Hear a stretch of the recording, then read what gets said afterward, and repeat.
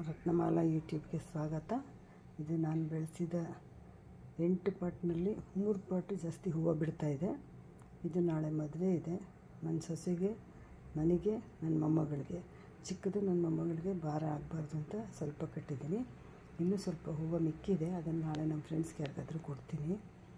ಇದು ಮನೆಯಲ್ಲೇ ಬೆಳೆದ ಹೂವು ಶ್ರೇಷ್ಠ. ಅದರಲ್ಲೂ ಇದು ಸೂಜಿ ಮಲ್ಲಿಗೆ ಅಂತ ಕರೀತಾರೆ. ಮಾರ್ಕೆಟ್ನಲ್ಲಿ ಇದು ಜಾಸ್ತಿ ಬರೋದಿಲ್ಲ, ಬಂದರೂ ಕೂಡ ಬೇಗ ಖಾಲಿಯಾಗಿಬಿಡುತ್ತೆ. ಮೊಗ್ಗು ಜಡೆ ಹಾಕಬೇಕಾದ್ರೆ ಇದನ್ನು ವಿಶೇಷವಾಗಿ ಜಡೆಗೆ ಉಪಯೋಗಿಸ್ತಾರೆ. ಸೈಡ್ಗಳಲ್ಲಿ ಸೆಂಟ್ರಲ್ಲಿ ಮಲ್ಲಿಗೆ ಹೂವು ಇರುತ್ತೆ, ಕನಕಾಂಬರ ಬರುತ್ತೆ.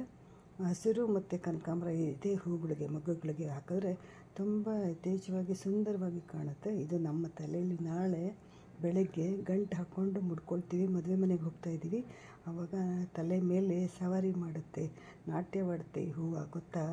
ಯಾರಿಗಾದರೂ ಗಿಡ ಬೆಳೆಸೋ ಮಾಹಿತಿ ಏನಾದ್ರು ಬೇಕಿದ್ದಲ್ಲಿ ಕಮೆಂಟ್ಸ್ ಬಾಕ್ಸಲ್ಲಿ ತಿಳಿಸ್ಬಹುದು. ಆಗ ನಾನು ನಿಮಗೆ ಹೇಗೆ ಬೆಳೆಸಬೇಕು, ಅದಕ್ಕೆ ಏನು ಹಾಕಬೇಕು, ಅದಕ್ಕೆ ಆಹಾರ ಏನು ಕೊಡಬೇಕು ಗಿಡಗಳಿಗೆ, ಅದ್ರ ಬಗ್ಗೆ ಮಾಹಿತಿ ಕೊಡ್ತೀನಿ.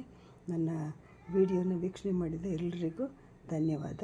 ಶುಭರಾತ್ರಿ. ನನಗೆ ರಾತ್ರಿ 11 ಗಂಟೆಲಿ ಹೂ ಕಟ್ಟಿ ರೆಡಿ ಮಾಡಿದ್ದೀನಿ. ನಾಳೆ ಬೆಳಗ್ಗೆ ಮದುವೆಗೆ ಹೋಗ್ತಾಯಿದ್ದೀವಿ, ಅದರಿಂದ ಧನ್ಯವಾದ.